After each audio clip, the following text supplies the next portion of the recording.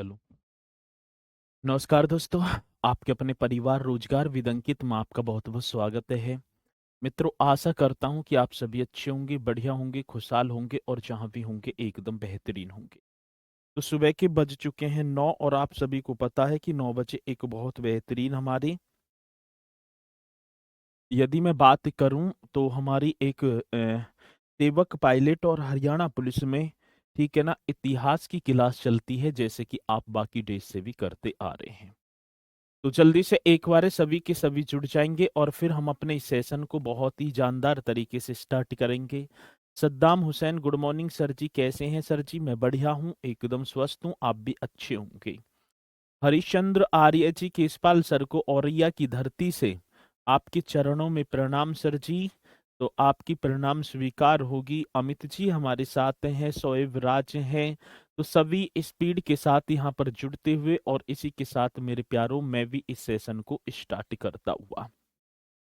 मराठा साम्राज्य हमारा चला हुआ था और मराठा साम्राज्य का चल रहा था पार्ट 3, और इस पार्ट 3 को आज कर रहे होंगे हम समाप्त। इस पार्ट 3 को आज हम समाप्ति कर देंगे बढ़िया तरीके से। तो मित्रों, मैं बात करूं, और मराठा साम्राज्य से क्वेश्चन पूछे जाते हैं। और कल तो सैटरडे है, तो हाँ देखते हैं। परसों ही, हाँ परसों नहीं, सोमवार को हम कर देंगे आधुनिक भारतीय इतिहास स्टार्ट। और आधुनिक भारतीय इतिहास में भी हमारा चल रहा होगा मुगल साम्राज्य का पतन। 1707 ईस्वी से 1947 तक वो चलेगा। तो पहले तो हम इस पर अपने विशेष तौर पर ध्यान देंगे।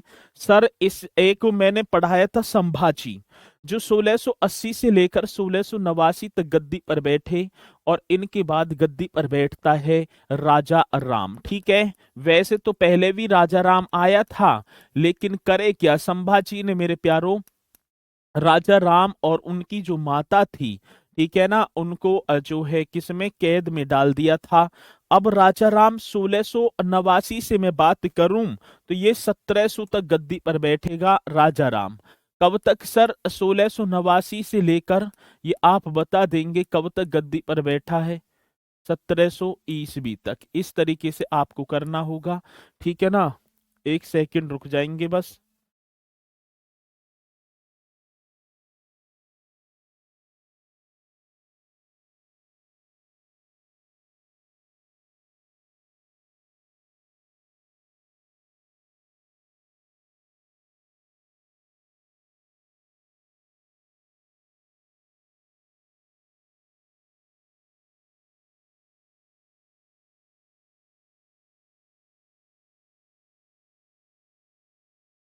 चलो भाई, तो अब पूछा जाएगा, राजा राम 1689 से 1700 ईस्वी तक गद्दी पर बैठे हैं। मित्रों, जैसे ही 1689 ईस्वी में राजा राम गद्दी पर बैठा है, तो मतलब रायगढ़ पर मुगल आक्रमण की आशंका से रायगढ़ छोड़कर जिंजी चला गया 1689 ईस्वी में। मुगल साम्राज्य की जो आक्रमण की आशंका को देखते हुए तो कहां चले गए? जिंजी। ये आप बता रहे होंगे सर जी। और 1689 ईस्वी में ही, जैसे ही राज सिंहासन हुआ है या राज्याभिषेक हुआ है 1689 ईस्वी में, ठीक है ना, कौन से 1689 ईस्वी में ही, ठीक है, में ही राजा राम, कौन से राम की बात होगी सर जी? तो आप बता रहे होंगे राजा राम।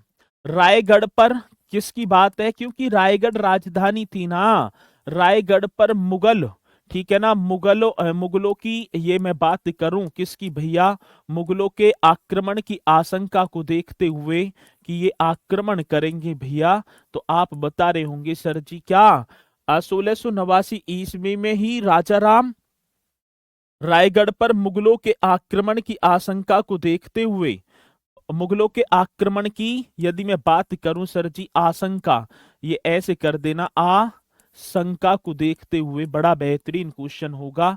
आशंका को देखते हुए कहां चले गए? तो आप बता देना, देखते हुए। एक सेकंड, ठीक है, देखते हुए, ठीक है, आशंका को देखते हुए ये आपको बता देना है सर जी। रायगढ़ को छोड़कर जिंजी चले गए। देखते हुए तो आप बता देंगे सर जी कहाँ चले गए, तो जिंजी चले गए। बड़ा बेहतरीन क्वेश्चन होगा, आप बताएंगे जिंजी चले गए। अब होता क्या है मेरे प्यारों, 1698 तक जिंजी मराठों की राजधानी रही। राजधानी ही बना लिया जिंजी को, ठीक है ना। तो मैं बताऊं ये जो जिंजी है, ये आप बता देना सर जी कब तक, तो 1698 तक जिंजी मराठों की राजधानी रही। कब तक, तो आप बताएंगे 1698 ईस्वी तक। इस तरीके से लिख देना 1698 ईस्वी तक जिंजी, ठीक है ना। क्या होगा सर जी, जिंजी मराठों की राजधानी रही। किसकी राजधानी, तो आप बता रहे होंगे मराठों की राजधानी रही। बड़ा सुंदर सा क्वेश्चन होगा, मराठों की क्या रही है मेरे प्यारों, तो मराठों की राजधानी रही। ये आप बता देना 1698 ईस्वी तक जिंजी मराठों की राजधानी रही। राजा राम को मुगल सेनापति जुल्फिकार खान ने, अब बात तो जिंजी भी चले गए मुगल, तो राजा राम को मेरे प्यारो यदि मैं बात करूं, मुगल सेनापति जुल्फिकार खान ने जिंजी के किले में 8 वर्ष तक घेरे रखा। 8 वर्ष तक जिंजी के किले को ही घेरे रखा, और अंततः 1698 ईस्वी में जिंजी के किले पर भी अपना अधिकार स्थापित कर दिया मुगलों ने। अब जाएगा तो जाएगा कहां, तो ये आपको बताएंगे भैया। मतलब जैसे ही जिंजी अपनी राजधानी बनाई तो क्या हो जाता है, तो राजा राम को मेरे प्यारों इस तरीके से लिख देना है, कौन से राम की बात है, तो राजा राम को, ये आप बता देना राजा राम को मुगल सेनापति, कौन सी सेनापति की बात होगी, तो मैं बताऊं सर जी, हाँ, तो राजा राम को मुगल सेनापति, सेनापति का नाम था जुल्फिकार खां, ठीक है। कौन सा होगा सर जी, जुल्फिकार खाने, इस तरीके से लिख देना है, कौन सी खाने, जुल्फिकार खाने जिंजी में।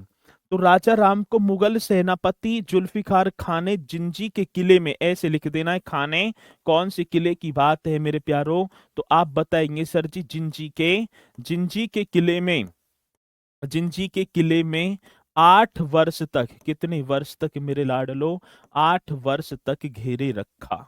ये आप बताएंगे 8 वर्ष तक घेरे रखा, मतलब कि 8 वर्ष तक घेरे रखा मुगल सेनापति जुल्फिकार खान ने, किसे, राजा राम को। वे 1698 ईस्वी में जिंजी पर मुगलों का पूर्ण नियंत्रण हो गया। 1698 ईस्वी की बात है, ये भी आप बताएंगे घेरे रखा, ठीक है ना। 1698 ईस्वी में, ये आपको लिख देना है कौन सी वर्ष की बात होगी सर, 1698 ईस्वी में, इस तरीके से बताना है जिंजी पर मुगलों का 1698 ईस्वी में जिंजी पर, इस तरीके से लिखेंगे सर जी, किस पर, जिंजी पर मुगलों का पूर्ण नियंत्रण हो गया। मुगलों का क्या हो गया सर जी, मुगलों का पूर्ण नियंत्रण हो गया, पूर्ण नियंत्रण हो गया। ये आप बता देना, पूर्ण नियंत्रण हो गया। यदि क्वेश्चन आएगा तो आप निश्चित तौर पर ऐसे क्वेश्चन का भी जवाब दे रहे होंगे। और 1699 ईस्वी में सतारा मेरे प्यारों मराठों की राजधानी बनती है। 1698 ईस्वी की बात है। अब देखो कौन पीछे पड़े हुए हैं मराठों के, अब मुगल। तो भैया पहले रायगढ़, अब किसको, जिंजी गया तो जिंजी में भी पहुंच गए। अब क्या होता है सर जी, 1699 ईस्वी में, ये आप बता देना कौन से वर्ष की बात होगी, हम बताएं सर 1699 ईस्वी में, इस तरीके से बता रहे होंगे 1699 ईस्वी में सतारा किसकी बात होगी सर, सतारा मराठों की राजधानी बनी। सतारा मराठों की क्या बनी है मेरे प्यारों, सतारा जो है मराठों की राजधानी बनी। बड़ा बेहतरीन क्वेश्चन होगा, ठीक है ना। सतारा मराठों की राजधानी बनी, यदि ऐसा क्वेश्चन आए तो आप निश्चित तौर पर क्वेश्चन का जवाब देंगे। अब मराठों की राजधानी क्या हो गई, तो हम बताएंगे सर जी, अब मराठों की राजधानी सतारा, ये महाराष्ट्र में ही पड़ते हैं। और कब बनी, तो 1699, और किसने बना दी, राजा राम ने। चलो सर जी, अब बात क्या होगी मेरे प्यारो, अष्ट प्रधान के अलावा एक नए पद प्रतिनिधि का सृजन किसने किया था? कहने का मतलब है अष्ट प्रधान। शिवाजी के दरबार में अष्ट प्रधान रहते थे। अब अष्ट प्रधान के अलावा एक पद और दिया जिसका नाम था प्रतिनिधि, और इस पद का सृजन किसने किया? तो आप बताएंगे सर जी राजा राम ने। और अब अष्ट प्रधान का मतलब हो गया अष्ट, मतलब कि 9 हो गए ना, अष्ट हटा देंगे 9 प्रधान मैं बोल दूंगा। तो आप बताएंगे सर जी बड़ा बेहतरीन क्वेश्चन है, अष्ट प्रधान के अलावा नए पद, ये बड़ा सुंदर सा क्वेश्चन होगा। कौन से प्रधान की बात होगी? अष्ट प्रधान के अलावा, ठीक है ना, अष्ट प्रधान के अलावा ये बता रहे होंगे अलावा नए पद, कौन से पद की बात होगी सर जी? अष्ट प्रधान के अलावा नए पद, नए पद का नाम था प्रतिनिधि। कौन से निधि की बात होगी? तो आप इस तरीके से लिख देना है, अष्ट प्रधान के अलावा नए पद प्रतिनिधि। प्रतिनिधि का सृजन यदि मैं बात करूं कौन सी निधि की बात होगी, तो सर प्रतिनिधि का जो सृजन है, प्रतिनिधि का सृजन, ठीक है ना, राजा राम ने किया था। प्रतिनिधि का जो सृजन है राजा राम ने किया था। ऐसे क्वेश्चन आएगा तो आप जो है निश्चित तौर पर ऐसे क्वेश्चन का जवाब हमें दे रहे होंगे। मेरे प्यारों 1700 में इसकी मृत्यु हो जाती है और इसी के बाद शिवाजी द्वितीय व ताराबाई 1700 से लेकर 1707 ईस्वी तक गद्दी पर बैठते हैं। तो अब इनके राजा राम के बाद यदि मैं बात करूं सर जी राजा राम के बाद कौन गद्दी पर बैठेगा, तो आप अगला जो राजा बता रहे होंगे एक का नाम होगा शिवाजी सेकंड। कौन से? ये तो मात्र 4 वर्ष की आयु थी शिवाजी सेकंड की। ये राजा राम की मृत्यु के बाद मेरे प्यारो राजा राम का पुत्र होगा वे, ठीक है ना, वे कौन होगी? ताराबाई, ठीक है ना, वे ताराबाई या तथा शिवाजी सेकंड तथा अब गद्दी पर बैठेगी ताराबाई।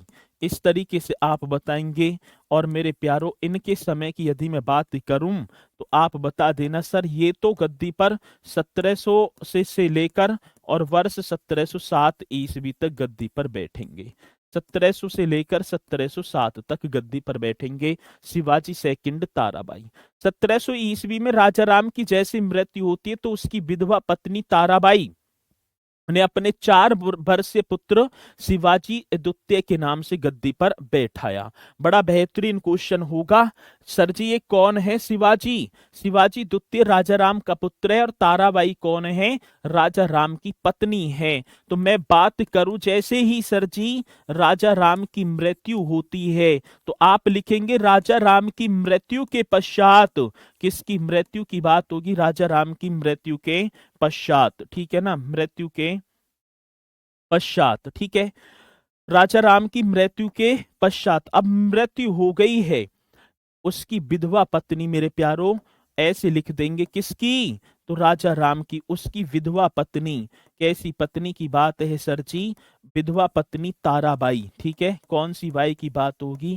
ताराबाई ने, ठीक है, ताराबाई ने 4 वर्षीय पुत्र, कितने वर्ष की आयु है? मात्र 4 वर्षीय पुत्र। अब ये का 4 वर्ष का जाने हैं, वैसे ताराबाई रहेगी। 4 वर्षीय पुत्र शिवाजी द्वितीय को मेरे प्यारो, कौन सी द्वितीय को? शिवाजी सेकंड को, ठीक है, शिवाजी सेकंड को गद्दी पर बैठाया। किस पर? गद्दी पर बैठाया। अब शिवाजी जो है बैठाया ये कर देंगे। अब शिवाजी सेकंड जो है गद्दी पर बैठ गया। कौन सर? शिवाजी सेकंड, ठीक है। मतलब कि राजपाट तो कौन करेगी? ताराबाई करेगी। 4 वर्ष का बालक है, ये क्या जान रहा है मित्रों। एक युद्ध हो जाता है, खेड़ा का युद्ध। अब देखो मैं बात करूं, यहां तक पॉइंट आपके समझ में आए होंगे। 1707 ईस्वी में जैसे ही औरंगजेब की मृत्यु होती है तो औरंगजेब की कैद में था, आपने पढ़ा होगा, साहूम। कौन था सर जी? साहूम। और माता थी उसकी येसुबाई। मित्रों मैंने आपको बताया भी होगा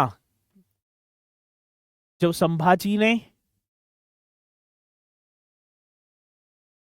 संभाजी पर जब मुगलों ने आक्रमण कर दिया, किसने कर दिया सर जी? मुगलों ने आक्रमण कर दिया।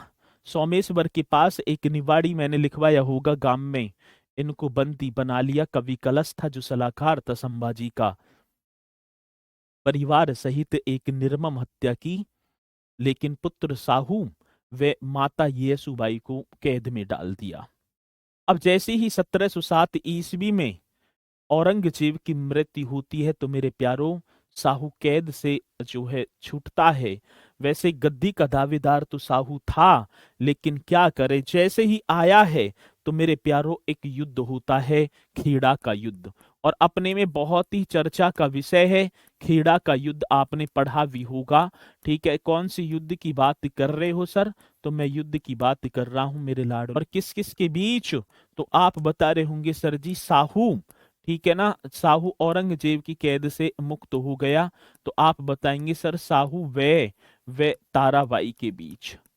वे किसके बीच होता है? साहू वे ताराबाई के बीच। ताराबाई के बीच यह युद्ध हुआ मेरे लाडलो। आप बता देना, साहू व ताराबाई के बीच युद्ध हो गया। अब इसमें विजयी कौन होगा? तो आप बताएंगे। ताराबाई कौन है? इसकी ताई तो लगेगी, ये राजा राम की पत्नी है। मतलब कि ये तो राजा राम की पत्नी है। अरे संभाजी, संभाजी और राजा राम दोनों भाई भाई थे, लेकिन माता दोनों की अलग अलग थी। अब भतीजा और ताई आमने सामने हैं, युद्ध हो गया मेरे प्यारों, जिसमें मैं बात करूं साहू विजयी हो जाता है। साहू की यदि बात होगी तो सर आप बता देना, इस युद्ध में साहू क्या हो गया? विजयी हो जाता है। तो जिसमें साहू बालाजी विश्वनाथ की सहायता से विजयी हो जाता है। सहायता की बात होगी तो लिख देना है, जिसमें इस खेड़ा के युद्ध में मैं बात करूं सर जी, जिसमें यदि मैं बात करूं साहू बालाजी विश्वनाथ की सहायता से, किसकी सहायता की बात होगी? तो आप बताएंगे सर बालाजी विश्वनाथ।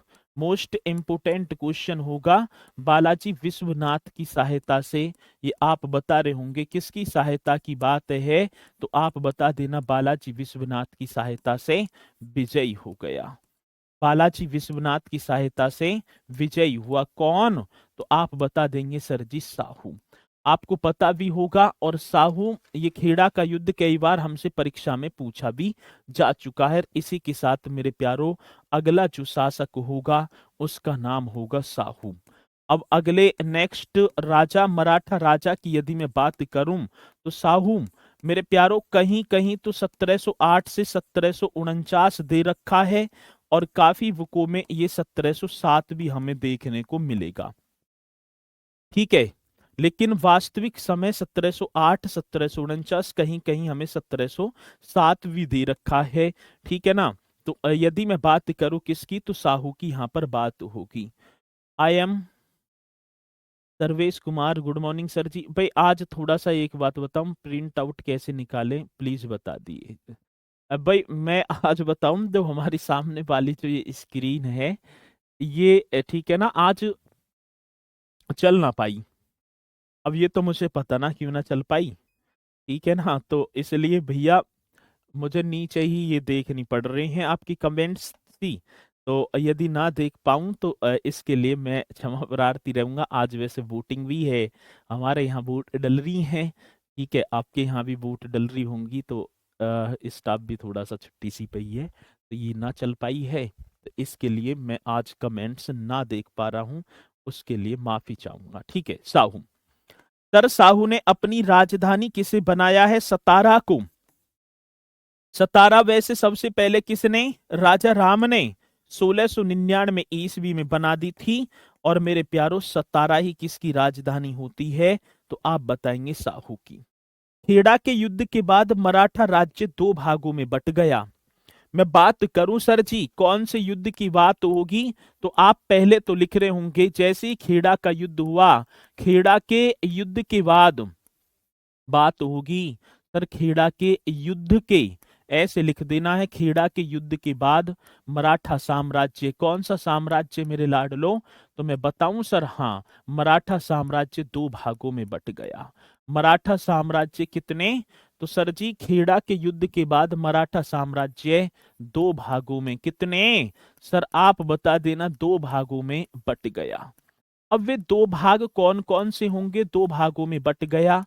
अब ये भी बात भैया बट गया। देखो शिवाजी की जो मतलब कि वैसे तो कई पत्नियां बताई जाती हैं, लेकिन जिनमें मैं बात करूं साईबाई निवलांकर और इसमें यशोरबाई, उनका जो है दोनों का नाम जो है आता है। पुतली बाई तो जो है सती भी हो गई थी। एक के पुत्र का नाम था संभाजी, जो साईबाई निवलांकर के थे, और श्योरबाई के थे राजा राम। अब भाई साहब जब दो पत्नियां हैं तो साम्राज्य तो विभक्ति होगा। तो खेड़ा का जैसे युद्ध होता है, खेड़ा के युद्ध के बाद मराठा साम्राज्य दो भागों में बट जाता है। और उत्तर में सतारा राज्य जो साहू के अधीन था, उत्तर की यदि मैं बात करूं तो आप बता देंगे सर जी दो भागों में बट गए, कौन कौन से में। तो आप बताएंगे उत्तर में सतारा राज्य जो साहू के अधीन था। तो आपको लिख देना है सर जी उत्तर में किसकी बात होगी मेरे प्यारो, उत्तर में, ठीक है ना, सतारा। इस तरीके से लिखेंगे। उत्तर की बात करूं तो आप बताएंगे सतारा राज्य राजधानी थी किसकी, तो साहू की। उत्तर में सतारा राज्य जो साहू के अधीन था। जो किसके अधीन था सर जी, आप बता रहे होंगे जो साहू के अधीन था। मेरे प्यारो बड़ा बेहतरीन क्वेश्चन है, आएगा तो आप निश्चित तौर पर ऐसे क्वेश्चन का जवाब देंगे। तो उत्तर में सतारा राज्य जो साहू के अधीन था, तथा दक्षिण में यदि मैं बात करूं सर जी, तथा दक्षिण में इस तरीके से लिख देना है कोल्हापुर। दक्षिण में क्या होगा, तो आप बताएंगे सर जी कोल्हापुर, इस तरीके से लिखेंगे कोल्हापुर। मेरे प्यारों जब मैं दक्षिण की तरफ आऊं तो बता देंगे सर जी तथा दक्षिण में कोल्हापुर का राज्य जो शिवाजी द्वितीय ताराबाई के पुत्र के अधीन था, ठीक है ना। तथा दक्षिण में कोल्हापुर का जो राज्य है, इस तरीके से बता देना किसका, कोल्हापुर का राज्य, ठीक है ना, शिवाजी द्वितीय राज्य करना है, राज्य शिवाजी द्वितीय। और ये शिवाजी द्वितीय कौन है मेरे प्यारो, शिवाजी सेकंड, ये जो गद्दी पर बैठा था 1700-1707 तक, ठीक है ना, ताराबाई का पुत्र था ये। किसका, राजा राम ताराबाई का पुत्र था, ताराबाई, ताराबाई का पुत्र, इस तरीके से लिख देना है ताराबाई का पुत्र, ठीक है, ऐसे लिख देंगे, अधीन था। उत्तर की यदि मैं जाऊं तो उत्तर की बात तो होगी, तो सर जी उत्तर में तो साहू के अधीन था सतारा। और जब दक्षिण में जाऊं तो कोल्हापुर, वो था शिवाजी सेकंड के अधीन। मेरे प्यारो किसके अधीन, शिवाजी सेकंड के अधीन। बात तो पते की है और नोट करने की बात है। अब इन दोनों के मध्य मेरे प्यारो बहुत ही ज्यादा दुश्मनी थी इन दोनों की। 1731 में दोनों के मध्य एक संधि होती है। फिर ये जो है बढ़िया तरीके से इनका सीमा का निर्धारण किया जाता है। इन दोनों के मध्य भी आज दुश्मनी बन गई, ठीक है। चलो जी, मेरे प्यारो साहू की बात चल रही है। साहू ने सेना करते नामक एक नया पद सृजित किया एवं बालाजी विश्वनाथ को सेना करते मतलब सेना व्यवस्थापिक मतलब या सेना व्यवस्थापिका का अध्यक्ष नियुक्त कर दिया। एक नवीन पद दे दिया जिसका नाम था सेना करते। बड़ा बेहतरीन सा क्वेश्चन होगा। साहू जब गद्दी पर बैठा है तो साहू ने सेना करते, इस तरीके से लिखेंगे सर जी, किसकी बात होगी मेरे प्यारो, साहू ने यदि मैं बात करूं सेना करते, इस तरीके से लिखेंगे। कौन से करते की बात है मेरे लाडलो, तो साहू ने सेना करते नामक नया पद सृजित किया। साहू ने सेना करते नामक नया पद, नामक क्या होगा सर जी, नामक नया पद सृजित किया। ये आपको बताना है, नामक नया पद क्या कर दिया, सृजित किया।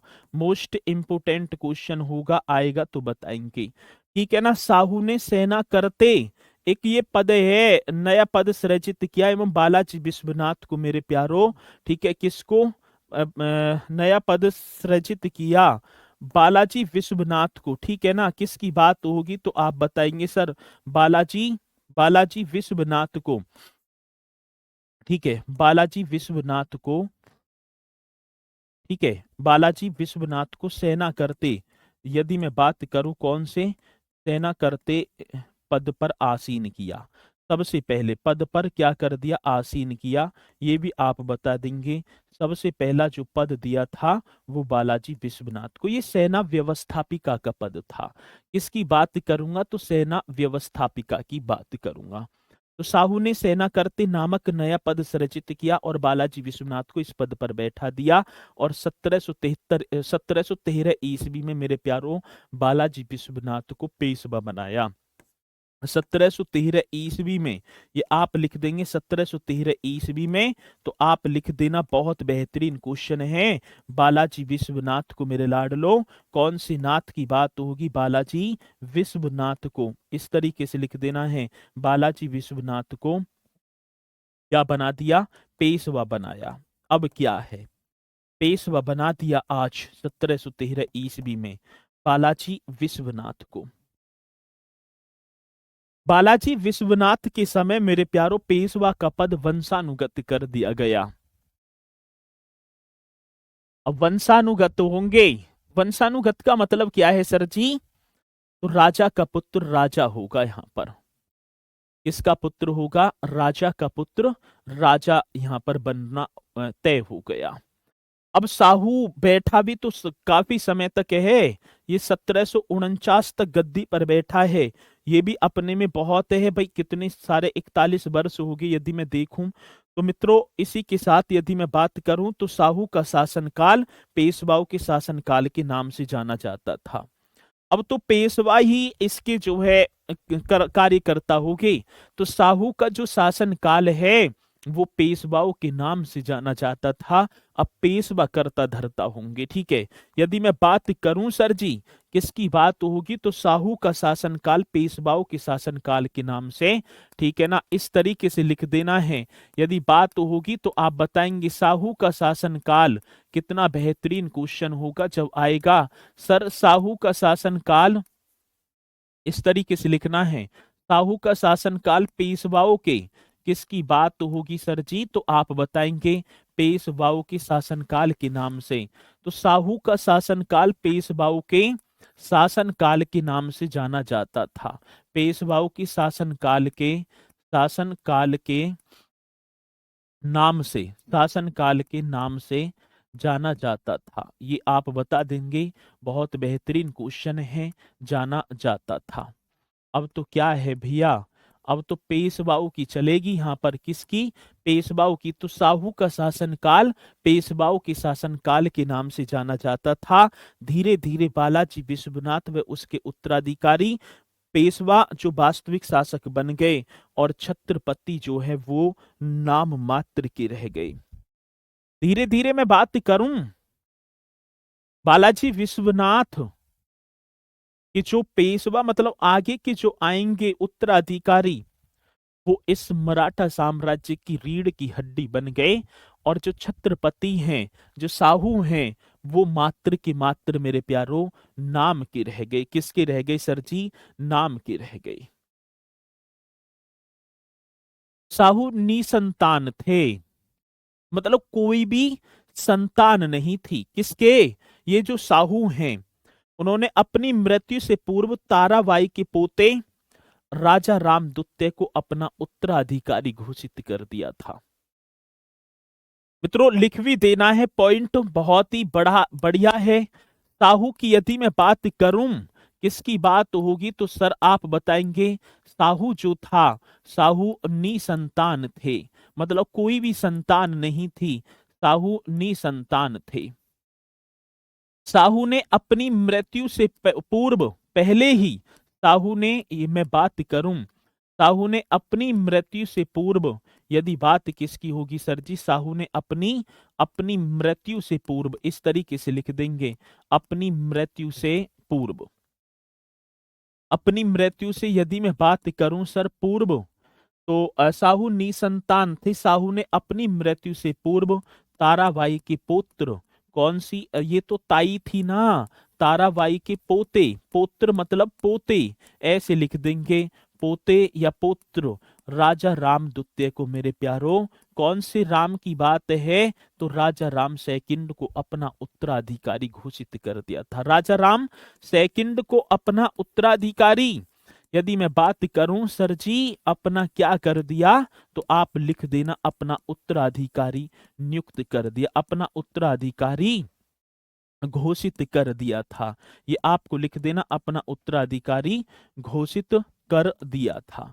यदि क्वेश्चन हमसे पूछा जाएगा तो आप निश्चित तौर पर कर दिया था ऐसे क्वेश्चन का जवाब हमें दे रहे होंगे। आ रही है बात समझ में यहां तक ना? जी सर जी आ रही है। पॉइंट की बात है, ताराबाई का जो पोता था राजा रामदुत्ते को अपना उत्तराधिकारी घोषित कर दिया। मेरे प्यारो एक संगोला संधि हो जाती है 1750 ईस्वी में। कौन सी संधि?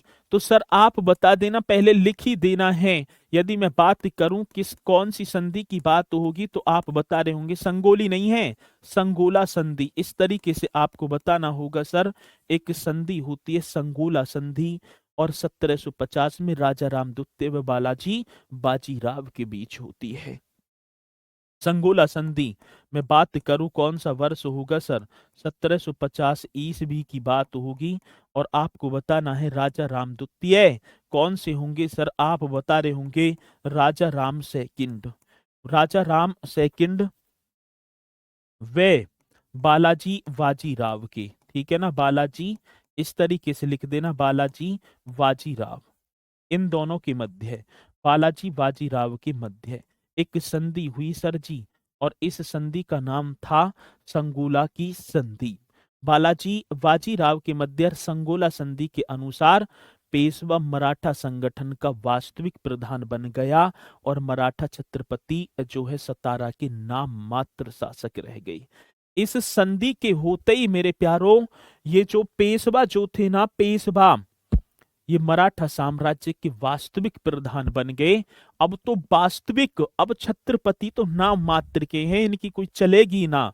अब किसके अधीन हो गया, तो आप बताएंगे सर जी बालाजी, मतलब कि पेशवाओं के अधीन। संगोला संधि के अनुसार पेशवा संगठन का वास्तविक प्रधान बन गया। यदि मैं बात करूं इसके अनुसार सर जी, इसके अनुसार मतलब संधि के अनुसार, ये आप बता रहे होंगे बड़ा बेहतरीन क्वेश्चन होगा। इसके अनुसार ऐसे लिख देना है, मराठा संगठन का वास्तविक प्रधान बन गया, ठीक है ना। इसके अनुसार यदि मैं बात करूं इसके अनुसार पेशवा, ये लिख देना है सर जी, पेशवा मराठा, बड़ा बेहतरीन क्वेश्चन होगा। किसकी बात होगी? मराठा संगठन का पेशवा जो है ना, मराठा संगठन का वास्तविक क्या होगा सर जी? वास्तविक प्रधान बन गया, वास्तविक प्रधान बन गए, प्रधान बन गए, इस तरीके से लिखेंगे, वास्तविक प्रधान बन गए।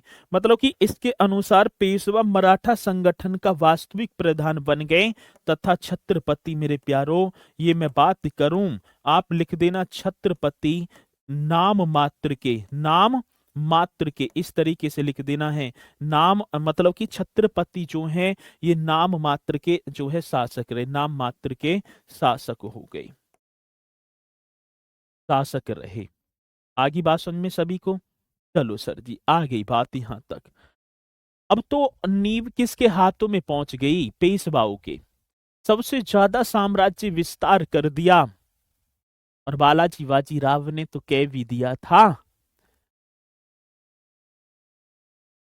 कि हमारे घोड़ों ने दक्षिण भारत से लेकर मेरे प्यारों हिमालय के तलहटी क्षेत्र तक की हवाओं को देखा है, वहां के झरनों को सूंघा है, वहां के पानियों को पिया है, घूम गए पूरे भारत में पेशवा।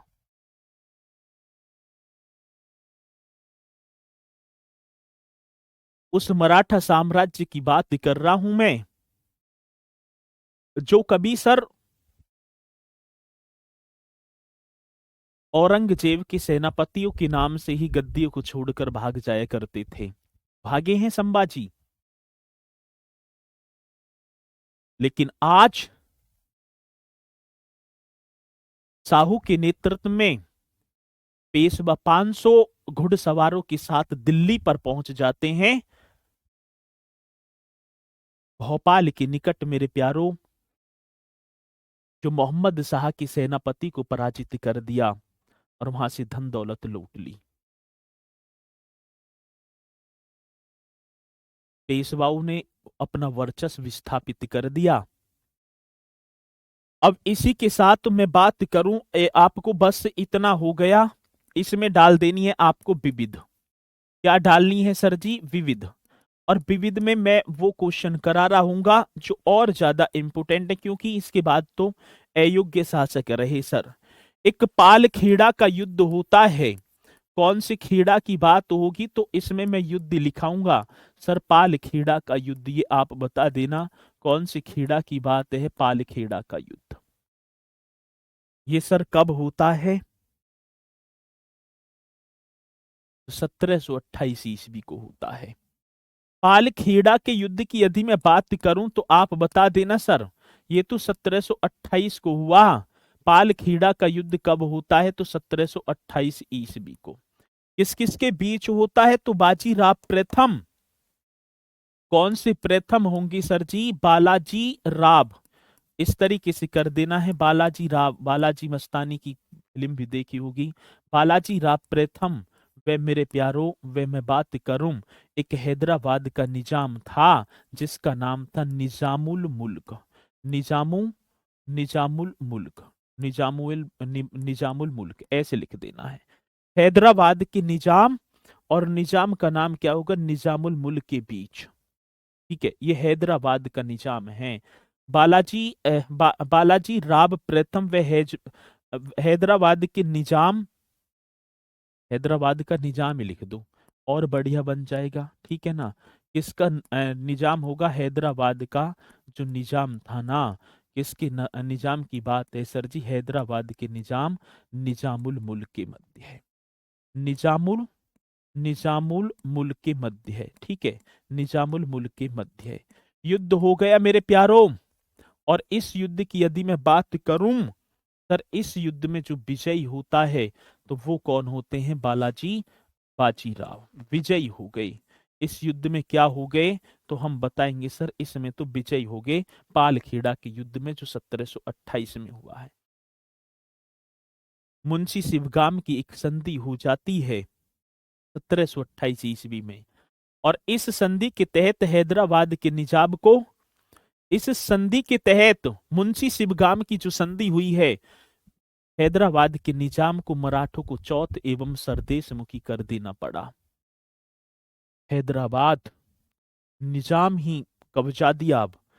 लेकिन मेरे प्यारों, बढ़िया चल रहा था सब कुछ। विस्तार कर दिया अपने साम्राज्य का। लेकिन 1761 ईस्वी में एक युद्ध हो जाता है जिसका नाम था पानीपत का प्रथम युद्ध। यदि मैं बात करूं कौन से युद्ध की बात होगी तो आप बता देना सर जी। हम युद्ध का नाम ले लेंगे पानीपत का प्रथम युद्ध। ना, पानीपत का तृतीय युद्ध, माफी चाहूंगा। कौन सा युद्ध होगा? तो पानीपत का तृतीय युद्ध आप बता देंगे। कौन सा युद्ध मेरे लाडलो? तो आपको बता देना है सर जी, पानीपत का तृतीय युद्ध। इस तरीके से मैं बात करूं, ये पानीपत का जो तृतीय युद्ध है ये कब हो जाता है तो आप बता रहे होंगे सर जी 14 जनवरी 1761 ईस्वी की बात थी। कै जनवरी? तो 14 जनवरी 1761 ईस्वी को। इस तरीके से कर देना है, 14 जनवरी 1761 ईस्वी को पानीपत का तृतीय युद्ध हो गया। और मैं बात करूं किस किस के बीच, तो एक अफगान था जिसका नाम था अहमद शाह अब्दाली और मराठों के बीच। ठीक है, किसके बीच हुआ है तो आप बताएंगे सर जी। मराठा व अफगान। अफगान का नाम क्या होगा सर जी? मराठा व अफगान। अफगान की बात होगी तो आप बता देना अहमद शाह अब्दाली। वो अहमद शाह अब्दाली जिसने भारत पर 7 बार आक्रमण किया है, इनके बीच होता है अहमद शाह अब्दाली। और यदि मैं बात करूं इसमें विजयी कौन हो गया, तो अहमद शाह अब्दाली मेरे प्यारों विजयी हो जाता है। विजयी हो गया। इस पानीपत के तृतीय युद्ध की यदि मैं बात करूं तो पानीपत के तृतीय युद्ध में जो मराठों का जो नेतृत्व कर रहे हैं उनका नाम था विश्वास राव। ये बालाजी बाजीराव का एक नाबालिग पुत्र था। विश्वास राव आपने पढ़ा होगा ना। यदि मैं मराठों के नेतृत्वकर्ता की बात करूं, यहाँ सर जी मराठों का नेतृत्व पूछ लिया जाता है कि मराठों का नेतृत्व, तो आप बताएंगे विश्वास राव सर। और एक नाबालिग सा बालक है, घोड़े पर बैठा है। ठीक है, आपने देखा भी होगा जो पानीपत तृतीय जो मूवी आई थी, जिसमें मैं बात करूं अहमद शाह अब्दाली का रोल संजय दत्त कर रहा है। एक छोटा सा बालक घोड़े पर बैठा है, जो मराठों का नेतृत्व कर रहा है, विश्वास राव उसका नाम है। और ये बालाजी वाजी राव का एक नाबालिग पुत्र है। मैं लिख दूं? लिख दो सर जी। तो ये कौन होगा? तो आप बता रहे होंगे बालाजी, इस तरीके से लिख देना है, बालाजी बाजी राव का। ठीक है, बाजीराव मस्तानी फिल्म भी आई थी। बालाजी बाजी राव का कैसा पुत्र होगा? तो आप बताएंगे सर जी नाबालिग। ठीक है ना, नाबालिग पुत्र है। ये तो नेतृत्व करता है, इसे तो खैर पता ही ना है कुछ भी। लेकिन वास्तविक सेनापति की यदि मैं बात करूं, तो सदाशिव राव भाऊ था वास्तविक सेनापति यहां पर। ठीक है, यदि मैं बात करूं वास्तविक सेनापति कौन था सर जी, वास्तविक सेनापति इस तरीके से लिख देंगे, सदाशिव राव भाऊ। कौन से थे? तो आप बता देना, सदाशिव राव भाऊ ये वास्तविक सेनापति थे, सदाशिव राव भाऊ। ठीक है ना। और एक मल्हार राव होलकर थे, जो युद्ध भूमि में से ही भाग निकले थे। मराठों से एक बहुत बड़ी गलती हो गई। जब मैं बात करूं मेरे प्यारों, जाट नेता थे सूरजमल, और उनसे सहायता मांगी है, युद्ध के लिए आग्रह किया है। तो उन्होंने एक सलाह दी थी कि मराठा अपनी स्त्रियों को लेकर युद्ध क्षेत्र में ना जाएं। लेकिन इनकी बात को इग्नोर कर दिया। इसमें जाटों ने भी अपने कदम।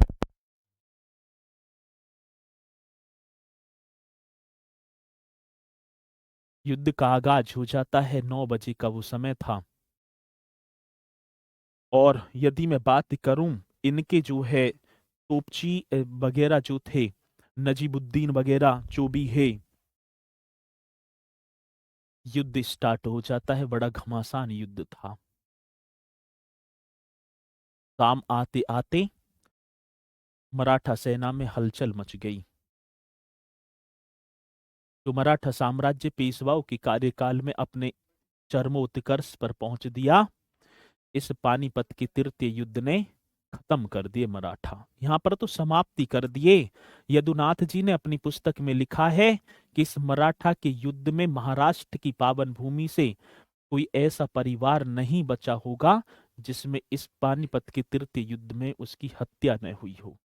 किसी न किसी ने अपना बलिदान इसमें दिया है। ठीक है, और इसमें भाई साहब ये तो हो गया। ठीक है, यहां तक पॉइंट आपकी समझ में आए होंगे। आगे चलो। कौन सा रोहेला सरदार अहमद शाह अब्दाली का विश्वास पात्र था? ये भी क्वेश्चन पूछा गया। यदि मैं बात करूं सर जी, कौन सा, इस तरीके से लिख देना है, कौन सा रोहेला सरदार, कौन से सरदार की बात कह दी सर जी, कौन सा रोहेला सरदार अहमद शाह अब्दाली का, कौन सा रोहेला सरदार किसका सर जी? अहमद शाह अब्दाली का। कौन से अब्दाली की बात है? कौन सा रूहेला सरदार अहमद शाह अब्दाली का मेरे प्यारो? कौन से अब्दाली की बात होगी? अहमद शाह अब्दाली का विश्वास पात्र था। कितना बेहतरीन क्वेश्चन होगा, विश्वास पात्र था, आएगा क्वेश्चन। तो आप निश्चित तौर पर, और ये क्वेश्चन तो मैंने आपको बताया भी था। कौन सा ना, ये ना बताया होगा, नजीब खान, नजीब उद्दौला, तो मैं नजीब खान ही लिख दूंगा। कौन से खान होंगे सर जी? तो आप बता देना नजीब खान। इस तरीके से आप बहुत बेहतरीन तरीके से जवाब दें, नजीब खान, ये आपको बताना है। तो कौन सा रोहेला सरदार था सर जी, जो अहमद शाह अब्दाली का विश्वास पात्र था? उसका नाम होगा नजीब खान। चलो मित्रों, पानीपत के तृतीय युद्ध में कौन मुस्लिम सेनानी मराठों की ओर से था? तो इब्राहिम गारदी, जिसने तोप चलाई थी।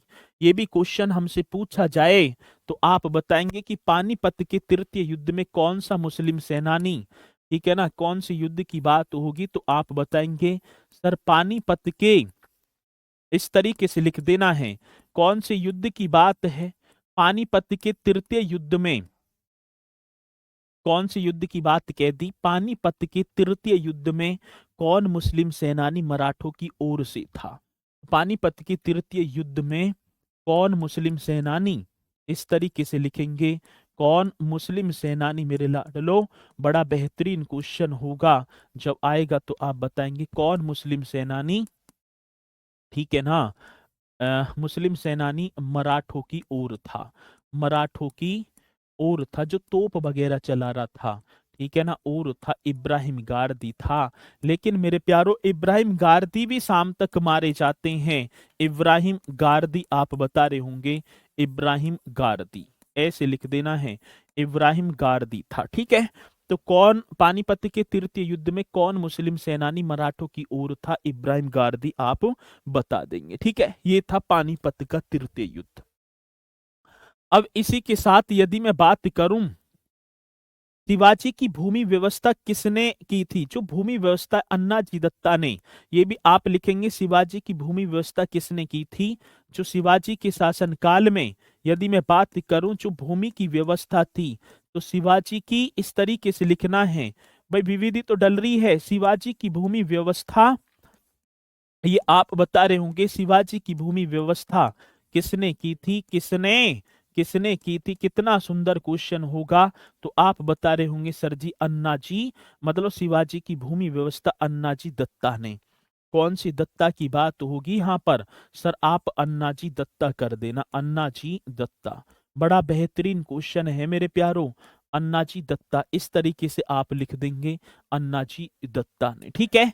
अगला पॉइंट हमसे पूछा जाए क्या, शिवाजी की लगान व्यवस्था किस पद्धति पर आधारित थी, ये भी क्वेश्चन हमसे पूछा गया सर जी, शिवाजी की जो लगान व्यवस्था है, शिवाजी की लगान व्यवस्था, कितना जानदार क्वेश्चन होगा, जब आएगा तो आप बताएंगे सर शिवाजी की लगान व्यवस्था किस पद्धति पर आधारित थी, लगान व्यवस्था किस पद्धति पर, ये आप बता देना सर जी किस पद्धति पर आधारित थी, किस पद्धति पर आधारित थी, तो रेयतवाड़ी, किस पद्धति पर आधारित थी, तो ये आप बताना सर रेयतवाड़ी आप कर देना, कौन सा, रैयतवाड़ी, इस तरीके से लिखेंगे, शिवाजी की जो लगान व्यवस्था है किस पद्धति पर आधारित थी, रेयतवाड़ी आप बता देना, आएगा क्वेश्चन बड़ा बेहतरीन। और मराठा साम्राज्य का अंतिम छत्रपति कौन था, ये भी आप बताएंगे सर जी, कौन से साम्राज्य की बात है, तो मैं बताऊं, हाँ मराठा साम्राज्य का,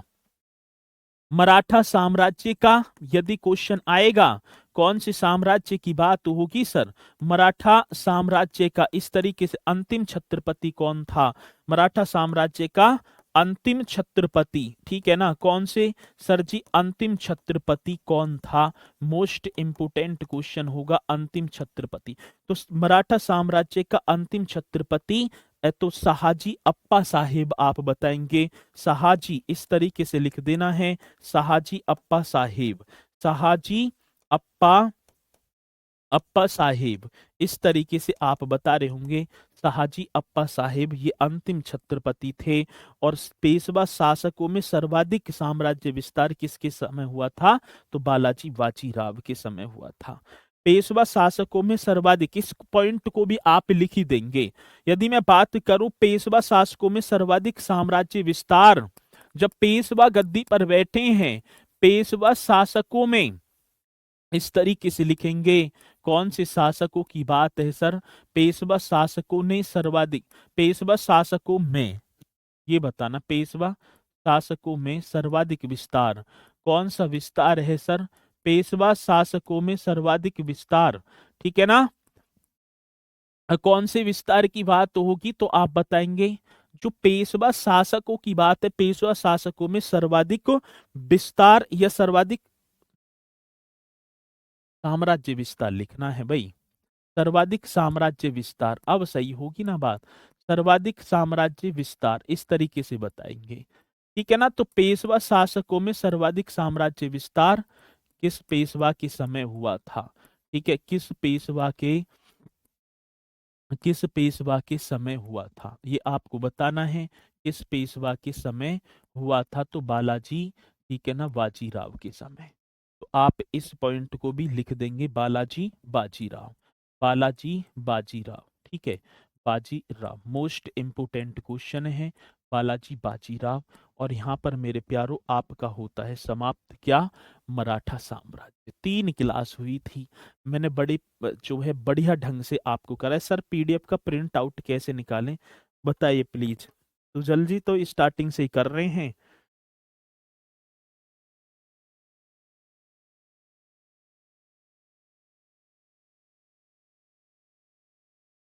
कैसे?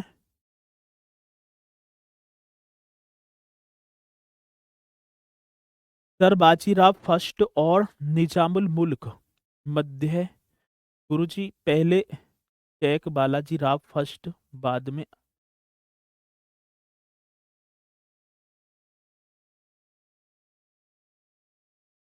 बालाजी राव फर्स्ट और निजामुल मुल्क। पालखेड़ा का युद्ध हुआ है, ठीक है ना, कौन सा, अरे उसे फर्स्ट ही वो लिख रहे हैं, ठीक है।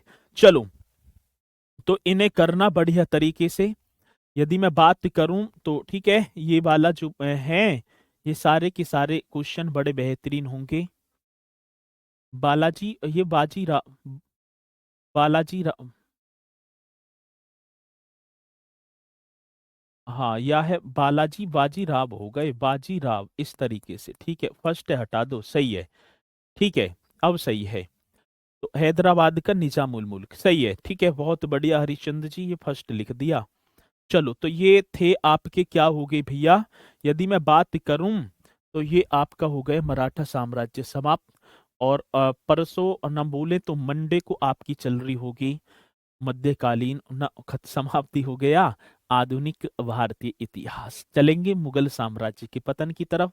तो इसी के साथ मेरे प्यारों मैं अपनी वाणी को दूंगा विराम, तो सभी बोलेंगे सर जी जय हिंद जय भारत।